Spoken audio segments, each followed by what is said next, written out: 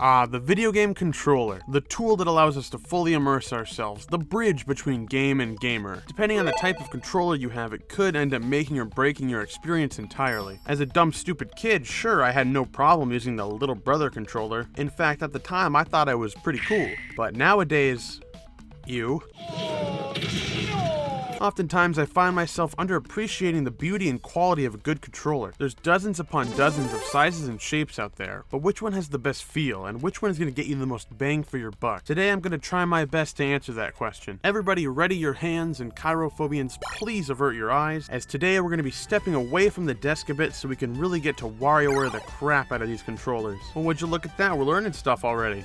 I have hands. They're huge! Starting off, we've got the NES Controller. Keep in mind that this one in particular is from the NES Mini. Emphasis on the Mini when compared to my giant lobster man hands. This controller has a very simple and now incredibly iconic design, as well as a record-breaking amount of buttons. You've got the D-pad, start and select, and the B and A buttons. I don't really have too much to complain about here. The edges are sharp and dig into your palms, which is pretty annoying, but it's the cleanest rectangle I've ever seen. On top of that, the buttons just feel good to press, and this was before Nintendo started their D-pad curse, as this is pretty decent, especially for the time. The D-pad isn't much to write home about, but it's definitely here. I didn't grow up with an NES, so while I have gotten to use one with the Mini and at friends' houses, I don't have much experience with this controller overall, so it earns a resounding alright. Next up, we've got the Super Nintendo controller. This time around, Nintendo opted for a rounder design and that's right, 4 more buttons than previous. I also have 2 controllers with me, as the first is an original Super Nintendo controller from many years ago, and the other came with the SNES Mini. Let me just untangle the original, and good enough, I guess. So far, I gotta say, this is the best controller I've held this video. This is the first controller I ever really remember actually holding and using to play video games.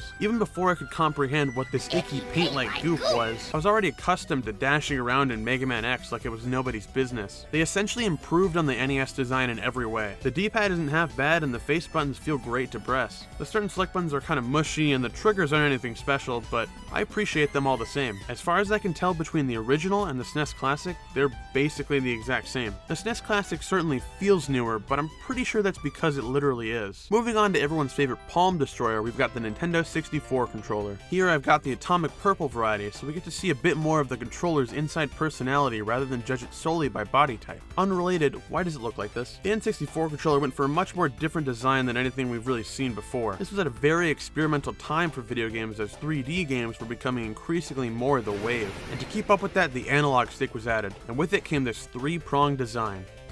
Awesome. The analog stick on this thing is somewhere between a wet Cheeto and a dry Cheeto. It feels pretty decent at first, but I have too many memories of using it for a prolonged period of time and it just not feeling great. The stick itself is already kinda loose and it only gets worse over time. The D-pad on the controller is not as good as the SNES one, but it's fine. The buttons don't have much push to them either. They don't feel bad, it just doesn't really feel like I'm doing a whole lot. The C buttons are a bit better, but not by too much. This brought about the Z button as well, which is actually a very satisfying button to press. As far as actually holding the controller goes, it's not the worst, but it's not the best. It's strange to hold a controller like this, and not like this. At the very least, though, I have to give credit to Nintendo for making a unique looking controller. You can spot this thing coming a mile away. But what if you want something uglier that says Super Pad 64 on it? I have got you covered. This alien spaceship right here is one of the first things that comes to mind when I think little brother controller. There's practically no space for your hand to slide through on the sides like there is on the first party controller, and the D-pad is literal garbage. Well, at least they got that right. Honestly though, the stick and buttons aren't half bad, especially the triggers. They're a lot clickier, which I like, and the stick just feels a bit tighter. Now, I'm definitely not saying in any shape or form that this controller is better than this one. I just find third-party controller designs fascinating, and when they actually have a potential appeal over a first-party controller, it's even more interesting. Next up, here we have not one, but 2 Gamecube controllers that we'll be taking a look at. The Gamecube controller is known by many as one of the greatest controllers of all time, or at least one of the greatest Nintendo controllers. It was re-released for the Wii U when Smash 4 came out, and it was re-released for the Switch when Ultimate came out. The Gamecube controller sees the return of the X and Y buttons, as well as the replacement of the C stick over the C buttons. I'm a fan of the C stick. It doesn't always feel super tight to move around, but it's more compact than the buttons. Speaking of buttons,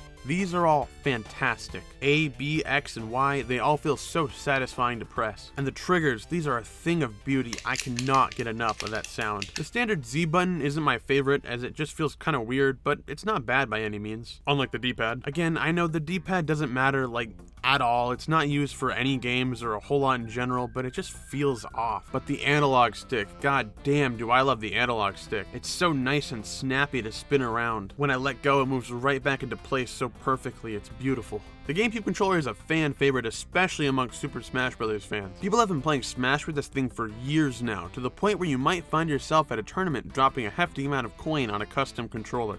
Did I say 2 controllers? Because I meant 3. I bought this one a couple years back at the first huge Smash tournament I ever went to. There was a Battle Beavers custom booth and I ended up checking it out and really liking this one. It's incredibly high quality and one of my favorite controllers I own. This video isn't sponsored by Battle Beavers unless they want it to be, but I still recommend picking one of these up. I even got to use it to play online against one of Melee's all-time best players, Mewtwo King.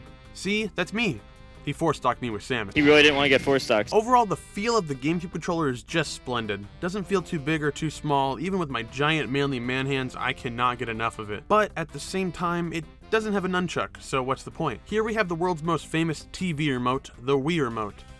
And nunchuck. With this little gadget comes a world of versatility. You can hold it with one hand and point it all around, you can hold it sideways, you can hold it in both hands with a nunchuck. Oh hey, it's blue now. The Wii Remote in its entirety can be described in 2 words, soft and lightweight. The entire thing feels like basically nothing in your hands, and all the buttons are incredibly gentle. Not fragile or mushy, they just feel pretty weightless to press down on. The button placement is very different from what we've seen before. Now with a much more vertical approach, they had to get pretty creative about efficiently putting buttons on this thing. Nintendo absolutely cornered the casual market here with the Wii Remote and nunchuck. Now with motion controls, it was a lot of fun to swing this thing wildly around the room until you got a strike in Wii Bowling. Most of my experiences with this thing is playing Brawl and Mario Kart with the Wii Remote and nunchuck combo and playing Super Mario Bros. With the remote sideways. What the hell? Whose hands are these? I also never got to enjoy a Wii Classic controller or anything like that, as I never owned one. Honestly, I really don't have a whole lot more to say about this controller. It served its purpose, and as a kid, I genuinely enjoyed using it. It's got a strap, that's pretty cool. Nowadays, I certainly don't mind it, but I'm basically gonna pick the GameCube controller over this any day.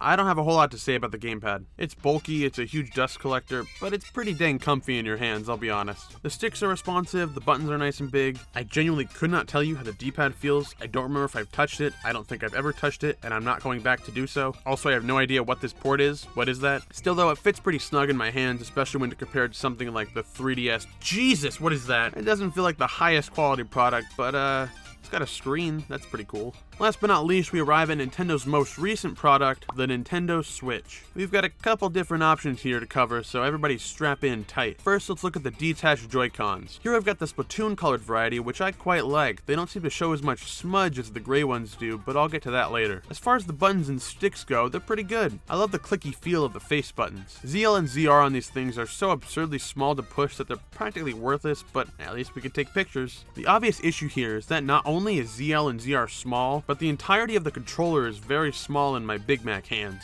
I get why they do this. They want to make sure that Billy and Willie can play together on the field trips no problem, but they just feel kind of fragile. There is an attachment you can slide on to make them feel bigger, and it helps out the trigger buttons, but I mean really, how often are you going to make sure you've got one of those on you? Fortunately, the Joy-Con grip, while it doesn't fix every issue, it certainly helps with them. Obviously it doesn't enlarge the buttons, but it gives the illusion of a bigger controller. Now with a bulkier back, it rests comfortably in my hands and it feels more like I'm using a controller and not a Roku remote. The Joy-Cons themselves seem to get smudged very easily. I haven't had so much of a problem with the Splatoon variety, probably because of the colors, but these gray ones, ew, yuck. I may shower once a year and I may not use soap, but I want my controllers clean, goddammit. But where the Joy-Cons fail, there is a Pro Controller to pick up the slack. This controller is magical. It's practically the best and most notable things about each previous Nintendo controller, all rolled into one package, including the garbage D-pad. Okay, this one's fine, I guess, whatever. The buttons are so big and beautiful to press, the sticks are tight and responsive, the triggers are delicate but powerful, everything flows effortlessly together. The Switch Pro Controller also has some of my personal favorite designs to date. Here I've got the Smash one and I love it. I don't know what more needs to be said really, it fits in my hands perfectly, and even if I happen to be playing a game for 50 hours straight, it doesn't hurt to hold, and the battery life is so good that it barely has to charge. All of these controllers in one way or another hold a special place in my heart. Whether you're a SNES Classic controller or a 3-pronged freak, I've got a reason to put any one of these as the best, truthfully. If I did have to pick though, I don't know what else to put at the top besides the Nintendo Switch Pro Controller. I've got things I might like slightly more in other controllers, or nostalgic factors I can appreciate here and there, but damn it if this isn't just not only a great Nintendo controller, but one of the best modern generation controllers. Touching controllers is one of my favorite things to do, and I hope it's one of yours too. I appreciate if you want to drop a like or subscribe or something, but now if you'll excuse me, I have got to go figure out whose hands those were.